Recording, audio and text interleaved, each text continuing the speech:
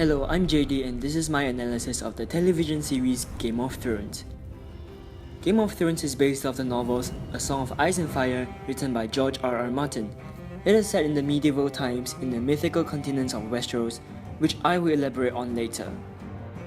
Here is some information about the program.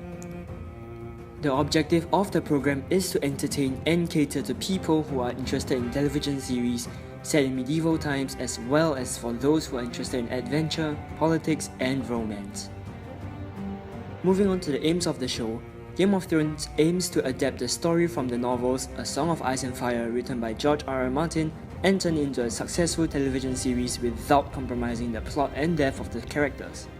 According to IMDb, Game of Thrones belongs to the fantasy, drama, and adventure genre. Firstly, it's in the fantasy genre because, well, it takes place in an imaginary world that doesn't exist as I mentioned earlier. Also, there are dragons, magic, and individuals with powers in the show. Secondly, it belongs in the drama genre as there are politics in the series, as well as extremely complicated family drama. Lastly, it belongs to the adventure genre as each character is off on their own adventure, fighting for what they desire as they face their own challenges. There are 6 seasons thus far, 10 episodes in each season, which amounts to 60 episodes. The show is still ongoing with season 7 coming in July 2017. Each episode is approximately 55 minutes, with an exception for the season 6 finale which lasted 1 hour and 7 minutes. Game of Thrones has an aspect ratio of 1.78:1 HDTV, and they use cameras such as the Arri Alexa, Cook S4, and a Red Epic Dragon. Moving on, the show targets youths 18 to 21 years old as well as middle-aged to older audiences. It is not exactly suitable for the young due to sexual and violent scenes. The show targets the book readers as well, the ardent fans of A Song of Ice and Fire series. Here's a list of the directors who have directed the show before. Alan Taylor has directed the most number of episodes thus far. He is a director and producer who is best known for directing Thor, The Dark World in 2013 and Terminator Genesis in 2015. The show is created by executive producers D.B. Weiss and David Benioff, and based on the books A Song of Ice and Fire written by George R.R. Martin. Back in the day, George R.R. Martin's agent sent David Benioff a collection of the first 4 novels in the series of A Song of Ice and Fire. David Benioff then became a huge fan of the books and invited his friend D.B. Weiss to develop the project with him for a screen adaptation. The duo considered a film adaptation, but that would mean losing a lot of the plot and characters, hence they decided to work on an adaptation for television. They met with George R.R. Martin and spent several hours discussing the project. And because George was so impressed by their enthusiasm and how they managed to figure out several key mysteries in the book, he agreed with the idea of going to HBO to produce the show, and the rest is history. In season 6, each episode cost an average of $10 million, with Battle of the Bastards reportedly being the most expensive episode due to the amount of extras hired, as well as the shooting location and CGI. Another notable episode that was expensive to produce as well is Season 2's Battle of the Blackwater, which went over the $6 million budget by $2 million. D.B. Weiss and David Benioff said in an interview that they had to beg HBO to give them the extra $2 million for that episode. Alright, now let's take a look at the content of the show. Game of Thrones is set in an imaginary world where the summer lasts decades and winter can last a lifetime.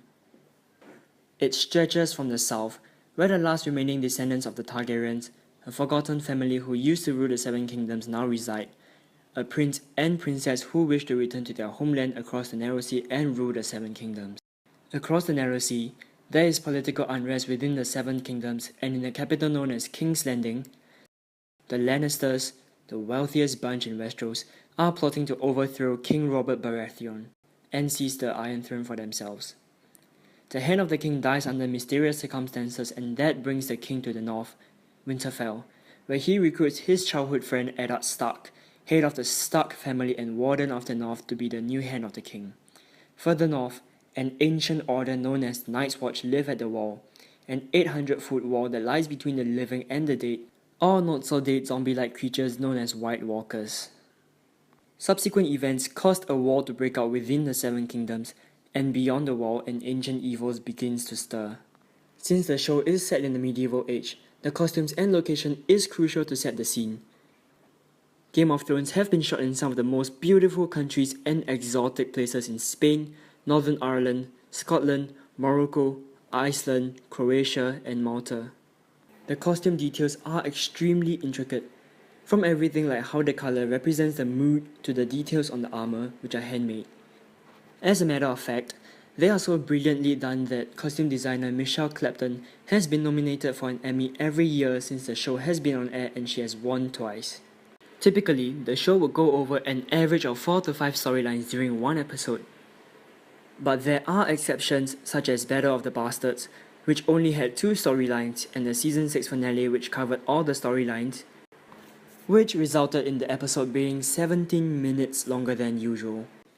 An interesting thing to note is the climax in each season does not happen in the season finale, but rather in the second last episode of the season. It's not that the season finale is boring or uneventful, it's just that most of the build-up or defining moments of the season happens in episode 9 of the season.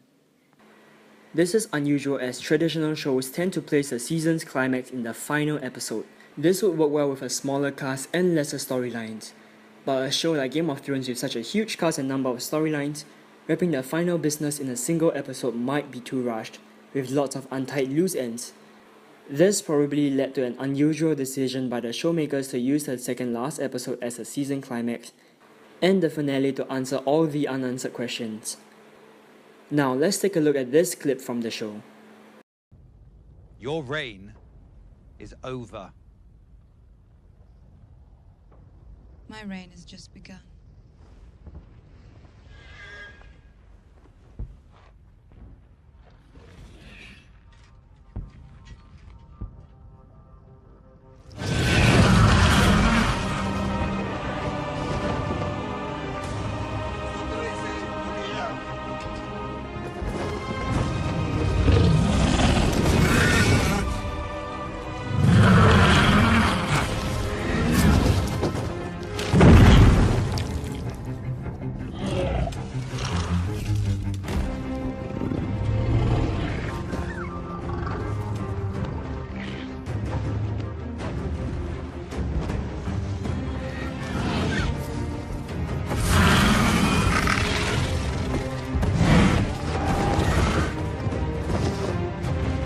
Woohoo, go Dragons!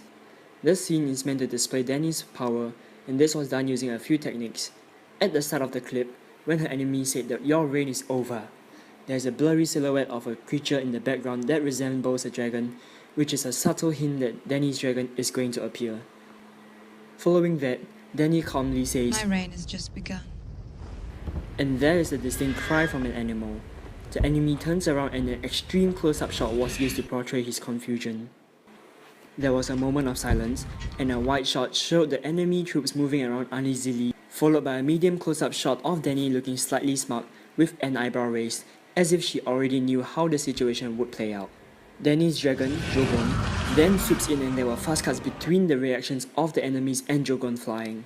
Following that, Dany and Drogon was shot from a low angle, making them look even more intimidating as a low-angle shot is usually used to depict power.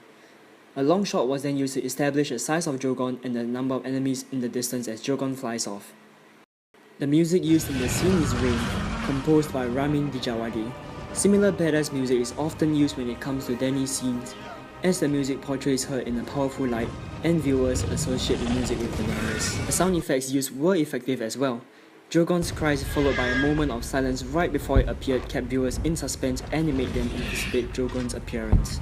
As for music that is a regular part of the show, there is the main title, which is the music in the opening scene. Different renditions of the song have been modified and used for different seasons. In conclusion, Game of Thrones is a program like no other. The show runs much deeper than just a form of fantasy escapism. It makes viewers get intimately acquainted with the characters, their histories and their motivations, while simultaneously making sure that they have absolutely no idea what is going on. You know nothing, Jon Snow. Central characters are killed, psychopaths claim power, weddings become bloodbaths, and bad guys develop a conscience as time passes. How can one resist that kind of delightful manipulation?